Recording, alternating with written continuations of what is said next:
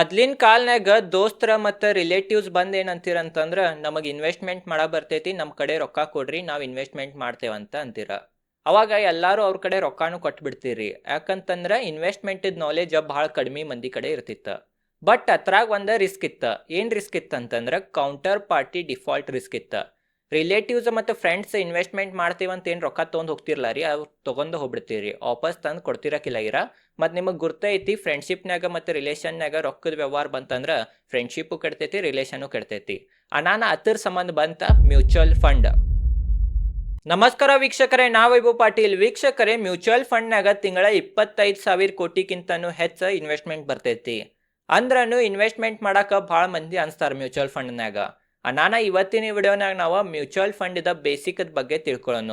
ಈ ವಿಡಿಯೋ ನೋಡೋದ್ರಿಂದ ನಿಮ್ಗೆ ಫುಲ್ ಡೀಟೇಲ್ದಾಗ ತಿಳಿತೈತಿ ಮತ್ತು ಭಾಳ ಸರಳ ಭಾಷೆನಾಗ ತಿಳಿಸೇನಿ. ನಾನು ಈ ವಿಡಿಯೋನ ಒಟ್ಟೆ ಸ್ಕಿಪ್ ಮಾಡೋಲ್ದ ಫುಲ್ ವಿಡಿಯೋನ ನೋಡ್ರಿ. ಮತ್ತು ಈ ವಿಡಿಯೋ ನೋಡ್ರೆ ಬೇರೆ ಯಾರ್ದು ವಿಡಿಯೋ ನೋಡೋ ಅವಶ್ಯಕತೆನ ಇಲ್ಲ ನೀವು. ವೀಕ್ಷಕರೇ, ಫಸ್ಟ್ ನಾವು ಮ್ಯೂಚುವಲ್ ಫಂಡ್ ಅಂದ್ರೆ ಏನಂತ ತಿಳ್ಕೊಳ್ಳೋಣ. ಮ್ಯೂಚುವಲ್ ಫಂಡ್ ಅಂತಂದ್ರೆ ಏನಂತಂದ್ರೆ ಮ್ಯೂಚುವಲ್ ಫಂಡ್ ಹೆಸರಿನಾಗನ ನಿಮಗೆ ಗುರ್ತಾಗ್ತೈತಿ. ಮ್ಯೂಚುವಲ್ ಅಂತಂದ್ರೆ ಎಲ್ಲಾರ್ದು, ಫಂಡ್ ಅಂತಂದ್ರೆ ರೊಕ್ಕ. ಎಲ್ಲಾರ್ದು ರೊಕ್ಕ ಒಂದ್ ಕಡೆ ಹೂಡಿಕೆಯನ್ನ ಮಾಡೋದನ್ನ ಮ್ಯೂಚುವಲ್ ಫಂಡ್ ಅಂತೇವಿ ನಾವು. ಇದ ಮ್ಯೂಚುವಲ್ ಫಂಡ್. ಮತ್ ಭಾಳ ಎಲ್ಲ ಏನೇನು ಹೇಳ್ತಾರ, ಬಟ್ ಹೆಸರು ಕೆಡ್ಸ್ಕೊಬೇಡ್ರಿ. ಇದ ಎಲ್ಲಾರ್ದು ರೊಕ್ಕನ ತಗೋತಾರ ಮತ್ತು ಒಂದು ಅಸೆಟ್ನಾಗ ಹೂಡಿಕೆ ಮಾಡ್ತಾರ, ಅದ ಮ್ಯೂಚುವಲ್ ಫಂಡ್. ವೀಕ್ಷಕರೇ, ಮ್ಯೂಚುವಲ್ ಫಂಡ್ ಅಂತಂದ್ರೆ ಎಲ್ಲಾರ್ಗು ಏನ್ ಅನಿಸ್ತೈತಿ ಅಂತಂದ್ರೆ ಮ್ಯೂಚುವಲ್ ಫಂಡ್ ದವ್ರು ಬರೀ ಸ್ಟಾಕ್ ಮಾರ್ಕೆಟ್ನಾಗ ಅಷ್ಟೇ ಹೂಡಿಕೆ ಮಾಡ್ತಾರಂತ ಅನಿಸ್ತೈತಿ. ಬಟ್ ಮ್ಯೂಚುವಲ್ ಫಂಡ್ ದವ್ರ ಸ್ಟಾಕ್ ಮಾರ್ಕೆಟ್ನಾಗ ಅಷ್ಟೇ ಇಲ್ಲ, ಮತ್ತು ಬೇರೆ ಬೇರೆ ಅಸೆಟ್ನಾಗನು ಇನ್ವೆಸ್ಟ್ ಮಾಡ್ತಾರ. ಯಾವ ಅಂತಂದ್ರೆ ಗೋಲ್ಡ್ನಾಗನು ಇನ್ವೆಸ್ಟ್ ಮಾಡ್ತಾರ, ಇಕ್ವಿಟಿನಾಗ ಮಾಡ್ತಾರ. ಇಕ್ವಿಟಿ ಅಂದ್ರೆ ಸ್ಟಾಕ್ ಮಾರ್ಕೆಟ್, ಬಾಂಡ್ಸ್ನಾಗ ಮಾಡ್ತಾರ, ಮತ್ತು ಗೌರ್ಮೆಂಟ್ ಬಾಂಡ್ಸ್ನಾಗನು ಮಾಡ್ತಾರ. ಈಗ ವೀಕ್ಷಕರೇ, ನೀವು ಆರಿಸ್ಬೋದಲ್ಲಿ ನಿಮಗೆ ಇಕ್ವಿಟಿ ಮ್ಯೂಚುವಲ್ ಫಂಡ್ನಾಗ ಏನ್ರಿ ರೊಕ್ಕ ಹಾಕೋದಿದ್ರೆ ಇಕ್ವಿಟಿ ಮ್ಯೂಚುವಲ್ ಫಂಡ್ ಅಂತ ಆರಿಸ್ಬೇಕು. ನಿಮಗೆ ಏನ್ರಿ ಗೋಲ್ಡ್ನಾಗ ಮಾಡೋದಿದ್ರೆ ಗೋಲ್ಡ್ ಮ್ಯೂಚುವಲ್ ಫಂಡ್ ಅನ್ನ ನೀವು ಆಯ್ಕೆ ಮಾಡ್ಬೇಕು. ನಿಮ್ ಕಡೆ ಆಪ್ಷನ್ ಇರ್ತಾವ, ನೀವು ಯಾವ ಅಸೆಟ್ ನ ಇನ್ವೆಸ್ಟ್ ಮಾಡ್ಬೇಕಂತೀರಿ ಆ ಅಸೆಟ್ ದ ಮ್ಯೂಚುವಲ್ ಫಂಡ್ ಅನ್ನ ನೀವು ಸೆಲೆಕ್ಟ್ ಮಾಡಬಹುದು. ವೀಕ್ಷಕರೇ, ಮ್ಯೂಚುವಲ್ ಫಂಡ್ ನ ಹೂಡಿಕೆ ಮಾಡ್ಬೇಕಂತಂದ್ರೆ AMC ಅಥವಾ ಅಸೆಟ್ ಮ್ಯಾನೇಜ್ಮೆಂಟ್ ಕಂಪ್ನಿ ಅಂತ ಹೆಸರ ಕೇಳಿರ್ಬೋದು. ಅಸೆಟ್ ಮ್ಯಾನೇಜ್ಮೆಂಟ್ ಕಂಪ್ನಿ ಅಂತಂದ್ರೆ ವೀಕ್ಷಕರೇ, ಯಾವುದು ಮ್ಯೂಚುವಲ್ ಫಂಡ್ನಾಗ ನೀವು ಇನ್ವೆಸ್ಟ್ ಮಾಡ್ಬೇಕಂತಂದ್ರೆ ಅಸೆಟ್ ಮ್ಯಾನೇಜ್ಮೆಂಟ್ ಕಂಪ್ನಿ ಥ್ರೂ ಅಥವಾ AMC ಥ್ರೂನ ನೀವು ಇನ್ವೆಸ್ಟ್ ಮಾಡ್ಬೇಕಾಗ್ತೈತಿ. Example HDFC AMC, ICICI AMC, Nippon India, ಕಾಂಟ್, ಮೋತಿಲಾಲ್ ಒಸ್ವಾಲ್ AMC, ಇವೆಲ್ಲ ವೀಕ್ಷಕರೇ AMC ಕಂಪ್ನಿಗಳು. ಇವ್ರ ಥ್ರೂನ ನೀವು ಮ್ಯೂಚುವಲ್ ಫಂಡ್ನಾಗ ರೊಕ್ಕನ ಹಾಕ್ಬೋದು. ಅನಾನ ಇದು ಬಹಳ ಇಂಪಾರ್ಟೆಂಟ್. ವೀಕ್ಷಕರೇ, ಈಗ ನಾವು ಡೈರೆಕ್ಟ್ ಶೇರ್ ಮಾರ್ಕೆಟ್ನ ಇನ್ವೆಸ್ಟ್ ಮಾಡೋಕ್ಕಿಂತನೂ ಚಲೋ ಯಾಕೆ ಮ್ಯೂಚುವಲ್ ಫಂಡ್ನ ಇನ್ವೆಸ್ಟ್ ಮಾಡ್ಬೇಕಂತ ನಾವು ತಿಳ್ಕೊಳ್ಳೋಣ. ನೋಡ್ರಿ ವೀಕ್ಷಕರೇ, ಮ್ಯೂಚುವಲ್ ಫಂಡ್ನಾಗ ಇನ್ವೆಸ್ಟ್ ಮಾಡ್ರೆ ಏನಾಗ್ತೈತೆ ಅಂತಂದ್ರೆ ಅವ್ರ ಕಡೆ ನಾಲೆಜ್ ಭಾಳ ಇರ್ತೈತಿ. ಯಾಕಂದ್ರೆ ಅವ್ರ ಭಾಳ ಕಲ್ತಿರ್ತಾರ, ಅದ್ರ ಬಗ್ಗೆ ಭಾಳ ಎಕ್ಸ್ಪೀರಿಯನ್ಸ್ ಇರ್ತೈತಿ, ಮತ್ತು ಅವ್ರ ಕಡೆ ಒಂದು ದೊಡ್ಡ ಟೀಮ್ ಇರ್ತೈತಿ. ಈಗ ನೀವು ಡೈರೆಕ್ಟ್ ಸ್ಟಾಕ್ ಮಾರ್ಕೆಟ್ನ ಇನ್ವೆಸ್ಟ್ ಮಾಡಕ್ ಹೋದ್ರೆ ಏನಾಗ್ತೈತೆ ಅಂದ್ರೆ ನಿಮ್ಮ ಕಡೆ ಟೀಮ್ ಇರಂಗಿಲ್ಲ, ನೀವು ಒಬ್ಬರೇ ಇರ್ತೀರಿ, ಮತ್ತು ನಿಮ್ದು ನಾಲೆಜನ್ನು ಭಾಳ ಕಡಿಮೆ ಇರ್ತೈತಿ. ನೀವು ಫುಲ್ ಟೈಮ್ ಏನು ಸ್ಟಾಕ್ ಮಾರ್ಕೆಟ್ ಕೊಟ್ಟಿರಂಗಿಲ್ಲ. ಫುಲ್ ಟೈಮ್ ಕೊಟ್ಟರು ವೀಕ್ಷಕರೇ ಅವರಷ್ಟು ನಾಲೆಜ್ ತೊಗೋಬೇಕಂದ್ರೆ ಭಾಳ ಟೈಮ್ ಹಿಡಿತೈತಿ. ನಾನು ವೀಕ್ಷಕರೇ, ಮ್ಯೂಚುವಲ್ ಫಂಡ್ನಾಗ ಮೇನ್ ಇನ್ವೆಸ್ಟ್ ಮಾಡ್ಬೇಕಂತಂದ್ರೆ ಅವ್ರ ಕಡೆ ನಾಲೆಜ್ ಇರ್ತೈತಿ. ಅವ್ರು ರೈಟ್ ಟೈಮ್ನ ಎಂಟ್ರಿ, ರೈಟ್ ಟೈಮ್ನ ಎಕ್ಸಿಟ್ ತಗೋತಾರ. ಅದ ಕಾರಣ ನಾವು ಮ್ಯೂಚುವಲ್ ಫಂಡ್ನಾಗ ಇನ್ವೆಸ್ಟ್ ಮಾಡ್ಬೋದು. ಎರಡನೇ ಪಾಯಿಂಟ್ ಅವ್ರ ಕಡೆ ಏನೈತೆ ಅಂತಂದ್ರೆ ವೀಕ್ಷಕರೇ, ಇನ್ಫಾರ್ಮೇಶನ್. ರೈಟ್ ಟೈಮ್ನಾಗ ರೈಟ್ ಇನ್ಫಾರ್ಮೇಶನ್ ಅವ್ರ ಕಡೆ ಬರ್ತೈತಿ. ಯಾಕಂದ್ರೆ ವೀಕ್ಷಕರೇ, ಅವ್ರ ಕಡೆ ಕಂಪ್ನಿದ CEOಗಳ ಕೂಡ ಮಾತಾಡೋ ಪವರ್ ಐತಿ. ಮತ್ತು ವೀಕ್ಷಕರೇ, ಅವರ ಗ್ಲೋಬಲ್ ಮಾರ್ಕೆಟ್ನ ಎಲ್ಲ ಟ್ರ್ಯಾಕ್ ಮಾಡ್ತಿರ್ತಾರ. ಯಾವ ಮಾರ್ಕೆಟ್ನಾಗ ಏನು ನಡೆಯತೈತಿ, ಯಾವ ಥರ ಜಿಯೋ ಪೊಲಿಟಿಕಲ್ ಯುದ್ಧಗಳು ನಡೆದಾವ. ಈಗ ನಾವು ಅಂತೇವಿ ರಷ್ಯಾ ಯುಕ್ರೇನ್ ಯುದ್ಧ ನಡೆದೈತಂತ, ಅಲ್ಲಿ ಏನಾಗತೈತಂತ ನಮಗೆ ಕ್ಲಿಯರ್ ಗುರ್ತಿರಂಗಿಲ್ಲ, ನ್ಯೂಸ್ಗಳಿಂದ ಬರ್ತಿರ್ತೈತಿ, ಅದು ಲೇಟ್ ಬರ್ತಿರ್ತೈತಿ. ಬಟ್ ಅವ್ರ ವೀಕ್ಷಕರೇ, ಅವ್ರ ಟೀಮ್ ಎಲ್ಲ ಕಡೆ ಇರೋದ್ರಿಂದ ಎಲ್ಲ ಟ್ರ್ಯಾಕ್ ಮಾಡ್ತಿರ್ತಾರೆ. ಅವ್ರ ಕಡೆ ರೈಟ್ ಇನ್ಫಾರ್ಮೇಶನ್ ರೈಟ್ ಟೈಮ್ನಾಗ ಬರ್ತೈತಿ. ಅನಾನ ವೀಕ್ಷಕರೇ, ಅವ್ರ ಕಡೆ ನಾವು ರೊಕ್ಕ ಕೊಡ್ಬೋದು. ಮೂರನೇದು ಏನಂತಂದ್ರೆ ವೀಕ್ಷಕರೇ, ಅವರ ಫುಲ್ ಟೈಮ್ ಸ್ಟಾಕ್ ಮಾರ್ಕೆಟ್ಗನ ಕೊಟ್ಟಿರ್ತಾರ. ನಾವು ಹೆಂಗಂದ್ರೆ ಆಫೀಸಿಗೆ ಹೋಗ್ತೇವೆ, ಸಂಜೆಗೆ ಬರ್ತೇವೆ ವೀಕ್ಷಕರೇ, ಮಾರ್ಕೆಟ್ನಾಗ ಏನಾಗತೈತಿ ಏನಿಲ್ಲ ಅಂತ ನೋಡಂಗಿಲ್ಲ. ಬಟ್ ವೀಕ್ಷಕರೇ, ಅವ್ರು ಫುಲ್ ಟೈಮ್ ಸ್ಟಾಕ್ ಮಾರ್ಕೆಟ್ಗನ ಕೊಟ್ಟಿರ್ತಾರ. ಅದ ಕಾರಣ ಅವ್ರ ಮಾರ್ಕೆಟ್ನಾಗ ಏನು ನಡೆಯತೈತಿ ಏನಿಲ್ಲ, ಯಾವಾಗ ಎಕ್ಸಿಟ್ ತೊಗೋಬೇಕು, ಯಾವಾಗ ಇದು ಮಾಡ್ಬೇಕಂತ ಎಲ್ಲ ಡೀಟೇಲ್ದಾಗ ಅವ್ರಿಗೆ ಗುರ್ತಿರ್ತೈತಿ. ಅವ್ರು ಅದು ಕೆಲಸ ಮಾಡ್ತಿರ್ತಾರ. ಮತ್ತೊಂದು ಏನಂತಂದ್ರೆ ವೀಕ್ಷಕರೇ, ನಾವು ಸ್ವಂತ ಸ್ಟಾಕ್ ಮಾರ್ಕೆಟ್ನ ಇನ್ವೆಸ್ಟ್ ಮಾಡ್ರೆ ಯಾವುದೇ ಸ್ಟಾಕ್ 10-20% ಬಿದ್ದರೆ ನಮಗೆ ಇಮೋಷನಲ್ ಕಂಟ್ರೋಲ್ ಇರಂಗಿಲ್ಲ, ನಾವು ಎಕ್ಸಿಟ್ ತೊಗೊಳಕ್ಕೆ ನೋಡ್ತೀವಿ. ಬಟ್ ವೀಕ್ಷಕರೇ, ಅವರು ಫುಲ್ ಕಲ್ತಿರ್ತಾರೆ, ಇದು ಮಾಡಿರ್ತಾರೆ, ಮತ್ತು ಅವ್ರೂ ರೊಕ್ಕ ಇರಂಗಿಲ್ಲ ರೀ, ಬೇರೆದವ್ರು ರೊಕ್ಕ ಇರ್ತಾವ. ನಾನು ಅವ್ರ ಕರೆಕ್ಟ್ ಇಮೋಷನ್ನ ಕಂಟ್ರೋಲ್ ಇರ್ತೈತಿ. ಈಗ ಎಕ್ಸಾಂಪಲ್ ತಿಳ್ಕೊಬೋದು, ನೀವು ಡಾಕ್ಟರ್ಗಳು ಕೇಳ್ರಿ. ಡಾಕ್ಟರ್ಗಳು ಯಾವಾಗನು ತಮ್ಮದ ಫ್ಯಾಮಿಲಿದವ್ರದನ್ನ ಚೆಕಪ್ ಮಾಡಂಗಿಲ್ಲ. ಯಾಕಂದ್ರೆ ಅಲ್ಲಿ ಇಮೋಷನ್ ಬರ್ತೈತೆ ವೀಕ್ಷಕರೇ, ಬೇರೆದವ್ರದವ್ರು ಚೆಕಪ್ ಮಾಡ್ತಾರೆ. ಅದ ಕಾರಣ ವೀಕ್ಷಕರೇ, ಬೇರೆದವ್ರ ರೊಕ್ಕ ಅವ್ರು ಹ್ಯಾಂಡಲ್ ಮಾಡೋದ್ರಿಂದ ಅವ್ರ ಕಡೆ ಇಮೋಷನ್ ಇರಂಗಿಲ್ಲ.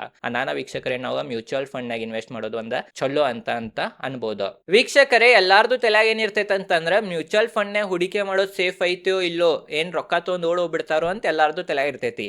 ಹಂಗೇನು ಇಲ್ಲ ವೀಕ್ಷಕರೇ, ಮ್ಯೂಚುವಲ್ ಫಂಡ್ ಒಂದ ಸೇಫ್ ಐತಿ. ಯಾಕಂತಂದ್ರೆ ಯಾವ ತರ ಸ್ಟಾಕ್ ಮಾರ್ಕೆಟ್ ಅನ್ನ ರೆಗ್ಯುಲೇಟ್ ಮಾಡಕ್ ಸೆಬಿ ಇತ್ಲಾರಿ, ಅದೇ ತರ ಮ್ಯೂಚುವಲ್ ಫಂಡ್ ಅನ್ನು ರೆಗ್ಯುಲೇಟ್ ಮಾಡಕ್ ವೀಕ್ಷಕರೇ ಸೆಬಿನ ಐತಿ, security exchange board of India. SEBI ಎಲ್ಲಾ ಇನ್ವೆಸ್ಟರ್ಸ್ ರೊಕ್ಕ ಆಗ್ಲಿ ಏನೋ ಮೋಸ ಆಗಬಾರ್ದು, ಏನು ಸ್ಕ್ಯಾಮ್ ಆಗಬಾರ್ದು ಅಂತ ಎಲ್ಲಾ ನೋಡ್ತಿರ್ತೈತಿ ವೀಕ್ಷಕರೇ. ಬಟ್ ವೀಕ್ಷಕರೇ, ಮ್ಯೂಚುವಲ್ ಫಂಡ್ ಅಂತಂದ್ರೆ ಸಬ್ಜೆಕ್ಟ್ ಟು ಮಾರ್ಕೆಟ್ ರಿಸ್ಕ್ ಇರ್ತೈತಿ. ಯಾವ ತರ ಮಾರ್ಕೆಟ್ ಮೂಮೆಂಟಮ್ ಕೊಡ್ತೈತಿ ಅದೇ ತರ ಮ್ಯೂಚುವಲ್ ಫಂಡ್ ಏರೋದ ಬೀಳೋದ ಆಗ್ತಿರ್ತೈತಿ, ಅದು ನಿಮ್ದ ತಿಳಿಯಾಗಿರ್ಲಿ. ಬಟ್ ಪಾಸ್ಟ್ ಹಿಸ್ಟ್ರಿಯನ್ನ ನೋಡ್ರ ವೀಕ್ಷಕರೇ, ಮ್ಯೂಚುವಲ್ ಫಂಡ್ ಎಲ್ಲಕ್ಕಿಂತ ಕೆಟ್ಟ ಮ್ಯೂಚುವಲ್ ಫಂಡ್ ಅನ್ನು ನೀವು ಆರಿಸ್ರ FD ಕಿಂತ ಹೆಚ್ಚನ ರಿಟರ್ನ್ ಕೊಟ್ಟೈತಿ, ಇದು ನಿಮ್ದ ತಿಳಿಯಾಗಿರ್ಲಿ. ನಾನು ವೀಕ್ಷಕರೇ ಮ್ಯೂಚುವಲ್ ಫಂಡ್ ನ ಹೂಡಿಕೆ ಮಾಡೋದು ಅಂದ ಬೆಸ್ಟ್, ಯಾಕಂತಂದ್ರ ಇದು ನಿಮಗ ಚಲೋ ರಿಟರ್ನ್ ಕೊಡ್ತೈತಿ ಅಂತ ನಾ ಅಂತೇನಿ. ವೀಕ್ಷಕರೇ, ಈಗ ನೀವು ಮ್ಯೂಚುವಲ್ ಫಂಡ್ ನ ಹೂಡಿಕೆ ಮಾಡ್ತೇನಂತಂದ್ರ ನಿಮಗ ಇವು ಬೇಸಿಕ್ ಟರ್ಮ್ಗಳು ನಿಮಗ ಗುರ್ತನೇ ಇರ್ಬೇಕ. ನಾನು ಇವು ಬರ್ಕೋರಿ ವೀಕ್ಷಕರೇ ಒಂದ್ ಪೇಪರ್ನಾಗ, ಯಾಕಂದ್ರೆ ಇವು ಭಾಳ ಇಂಪಾರ್ಟೆಂಟ್. ಮ್ಯೂಚುವಲ್ ಫಂಡ್ ನ ಹೂಡಿಕೆ ಮಾಡ್ಬೇಕಂದ್ರೆ ಇವೆಲ್ಲ ಭಾಳ ರಿಪೀಟ್ ಬರ್ತಿರ್ತಾವ. ನಾನು ಇವ ನಿಮ್ ತಲೆಯಾಗಿರ್ಬೇಕ. ಒಂದೇದೇನ ಅಂತಂದ್ರ NAV, ನೆಟ್ ಅಸೆಟ್ ವ್ಯಾಲ್ಯೂ. ವೀಕ್ಷಕರೇ, NAV ಅಂತಂದ್ರೆ ಏನಂತ ತಿಳ್ಕೊರಿ. ಯಾವ ತರ ಶೇರ್ ಪ್ರೈಸ್ ಇರ್ತೈತ್ಲಾರಿ, ಈಗ ರಿಲಯನ್ಸ್ 1500 ರೂಪಾಯಿ ಐತಿ, ಇದೇನ್ ಪ್ರೈಸ್ ಐತ್ಲಾರಿ ಅದೇ ತರ ಮ್ಯೂಚುವಲ್ ಫಂಡ್ ಪ್ರೈಸ್ ಇರ್ತೈತಿ. ವೀಕ್ಷಕರೇ, ಮ್ಯೂಚುವಲ್ ಫಂಡ್ ಶೇರ್ ಇರಂಗಿಲ್ಲ, ಯೂನಿಟ್ಸ್ ಇರ್ತಾವ. ಯಾಕಂದ್ರ ಅವ್ರ ಅಸೆಟ್ಗಳನ್ನ ಇನ್ವೆಸ್ಟ್ ಮಾಡಿರ್ತಾರಲ್ಲ, ನಾನು ಅದಕ್ಕೆ ನೆಟ್ ಅಸೆಟ್ ವ್ಯಾಲ್ಯೂ ಅಂತೀವಿ. ಯಾವ ತರ ಶೇರ್ ಪ್ರೈಸ್ ಇರ್ತೈತಿ ಅದೇ ತರ ಮ್ಯೂಚುವಲ್ ಫಂಡ್ ಪ್ರೈಸ್ ಇರ್ತೈತ್ಲಾರಿ, ಅದೇನ್ ಪ್ರೈಸ್ ಇರ್ತೈತಿ ಅದಕ್ಕೆ NAV ಅಂತೀವಿ. NAV ಅಂತಂದ್ರೆ ಎಕ್ಸಾಂಪಲ್ ಶೇರ್ ಪ್ರೈಸ್ ಇದ್ದಂಗ ಅಂತ ನೀವು ತಿಳ್ಕೊಬಹುದು, ಸರಳ ಭಾಷೆನ ನೀವು ತಿಳ್ಕೊಳ್ಳೋದಿದ್ರ. ನೆಟ್ ಅಸೆಟ್ ವ್ಯಾಲ್ಯೂ ವೀಕ್ಷಕರೇ, ಇದು ನಿಮ್ದ ತಿಳಿಯಾಗಿರ್ಲಿ. ಇದ ಮ್ಯೂಚುವಲ್ ಫಂಡ್ ಎಷ್ಟು ರೂಪಾಯಿ ಐತಿ ಒಂದ್ ಯೂನಿಟ್ ಅಂತ ನಿಮ್ಗೆ ಹೇಳ್ತೈತಿ. ಎರಡನೇದ್ ರೇಷಿಯೋ ಯಾವ್ದು ಅಂತಂದ್ರೆ ವೀಕ್ಷಕರೇ, TER, ಟೋಟಲ್ ಎಕ್ಸ್ಪೆನ್ಸ್ ರೇಷಿಯೋ.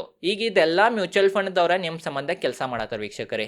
ನಿಮ್ಮ ರೊಕ್ಕ ತಗೊಳತ್ತಾರ, ಚಲೋ ಎಲ್ಲಾ ರಿಸರ್ಚ್ ಮಾಡತ್ತಾರ, ದೊಡ್ಡದ ಆಫೀಸ್ ಐತಿ, ಚಲೋ ಕಂಪ್ಯೂಟರ್ ಇದಾವ, ಇದಾವ ವೀಕ್ಷಕರೇ, ಮತ್ತೆ ಎಲ್ಲಾ ಹೂಡಿಕೆ ಮಾಡತ್ತಾರ, ಮತ್ತೆ ತಮ್ದ ಸ್ಯಾಲ್ರಿನೂ ಬೇಕೇನಿಲ್ರಿ.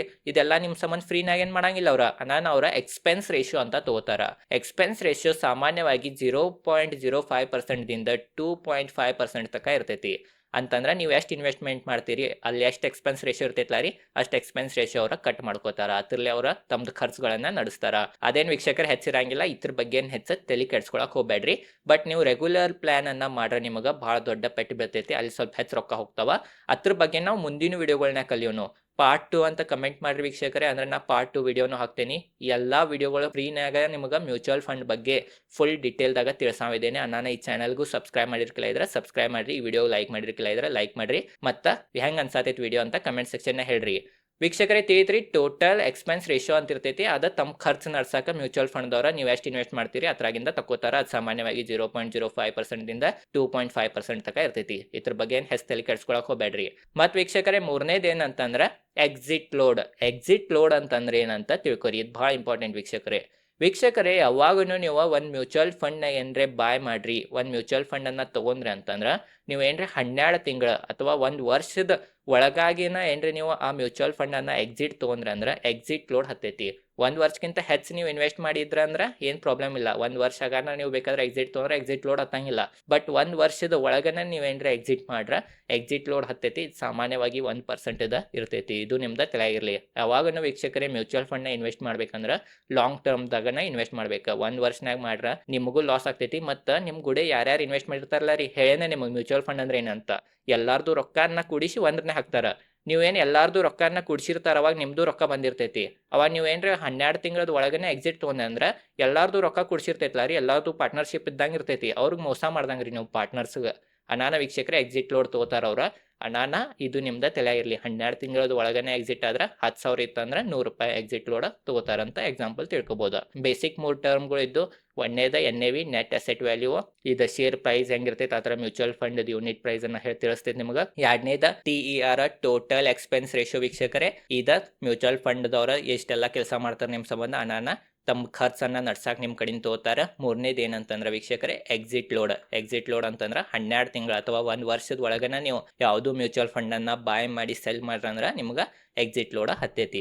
ತಿಳಿದ್ರಿ ವೀಕ್ಷಕರೇ ನಿಮ್ದೆಲ್ಲಾ ಬೇಸಿಕ್ ಕ್ಲಿಯರ್ ಆಗ್ಯಾವ, ಹೆಚ್ಚು ತಲೆ ಕೆಡ್ಸ್ಕೋಬೇಡ್ರಿ. ಮುಂದಿನ ವಿಡಿಯೋಗಳನ್ನಾಗ ಅಡ್ವಾನ್ಸ್ ಲೆವೆಲ್ನಾಗ ನಾವು ಮ್ಯೂಚುವಲ್ ಫಂಡ್ ಬಗ್ಗೆ ತಿಳ್ಕೊಳ್ಳೋನು. ವಿಡಿಯೋ ಹೆಂಗ್ ಅನ್ಸಿತ್ತಂತ ಕಮೆಂಟ್ ಸೆಕ್ಷನ್ ಹೇಳ್ರಿ. ಏನ್ರ ವೀಕ್ಷಕರೇ ಡೌಟ್ ಇದ್ರೆ ಕಮೆಂಟ್ ಸೆಕ್ಷನ್ ಕೇಳ್ರಿ, ಅದ್ರ ಆನ್ಸರ್ ಮಾಡಕ್ ನಾ ಪ್ರಯತ್ನ ಮಾಡ್ತೇನೆ. ಈ ವಿಡಿಯೋ ಚಲೋ ಆಗಿತ್ತಂತ ನನಗೂ ಅನಿಸ್ತೈತಿ. ನಾನು ಈ ವಿಡಿಯೋಗೆ 1000 ಲೈಕ್ ಟಾರ್ಗೆಟ್ ಇರ್ತೇನೆ. 2000 ಸಬ್ಸ್ಕ್ರೈಬರ್ ಇದಾವ, 50% ಮಂದಿನೂ ನೋಡ್ರನು ವೀಕ್ಷಕರೇ 1000 ಲೈಕ್ ರೇ ಆಗಕ್ಕ ಬೇಕ. ತಿಳಿದ್ರಿ ವೀಕ್ಷಕರೇ ಇಷ್ಟ ಐತಿ ಇವತ್ತಿನ ಈ ವಿಡಿಯೋ ಚಲೋ ಲೈಕ್ ಮಾಡ್ರಿ. ಮತ್ತೊಂದು ಏನಂತಂದ್ರ ವೀಕ್ಷಕರೇ, ನಂದು ಡಿಸ್ಕ್ರಿಪ್ಷನ್ ನಾಗ ಝೀರೋದಾದ ಮತ್ತ ಗ್ರೋದ ಡಿಮ್ಯಾಟ್ ಅಕೌಂಟ್ ಲಿಂಕ್ ಐತಿ. ಡಿಮ್ಯಾಟ್ ಅಕೌಂಟ್ ತೆಗಿಬೋದಾ, ಅವತ್ರಲೇನ ಮ್ಯೂಚುವಲ್ ಫಂಡ್ಗಳನ್ನು ಬೈ ಮಾಡ್ಬೋದಾ. ಮತ್ತು ನಾ ವೀಕ್ಷಕರ ಇಂಡೆಕ್ಸ್ ಫಂಡ್ಗಳ ಬಗ್ಗೆನೂ ತಿಳಿಸಾವಿದ್ದೀನಿ. ಅವೆಲ್ಲ ವೀಕ್ಷಕರಿಗೆ ಗ್ರೋನಾಗ ಅಥವಾ ಜೀರೋದ ಡಿಮ್ಯಾಟ್ ಅಕೌಂಟ್ ಇದ್ದರೆ ಎಲ್ಲ ಒಂದ್ರನಾಗನೇ ನೀವು ಮಾಡ್ಬೋದಾ. ನಾನು ಎರಡು ಡಿಮ್ಯಾಟ್ ಅಕೌಂಟ್ ಲಿಂಕ್ ಕೊಟ್ಟೇನಿ, ಯಾವುದೇ ಒಂದು ನೀವು ಬೇಕಾದ್ರೆ ತಗೋಬೋದಾ. ತಿಳಿದ್ರಿ ವೀಕ್ಷಕರೇ ಇಷ್ಟ ಐತಿ ಇವತ್ತಿನ ಈ ವಿಡಿಯೋ ಹೆಂಗೆ ಅನ್ಸಿತ್ತು ಅಂತ ಕಮೆಂಟ್ ಸೆಕ್ಷನ್ ಹೇಳ್ರಿ. ವಿಡಿಯೋ ಚಲೋ ಲೈಕ್ ಮಾಡಿರಿ. ಈ ಚಾನಲ್ ಮೇಲೆ ಶೇರ್ ಮಾಡಿ ರಿಲೇಟೆಡ್ ಕಂಟೆಂಟ್ನ ವಿಡಿಯೋ ಮಾಡ್ತಿರ್ತೇನೆ. ಧನ್ಯವಾದಗಳು.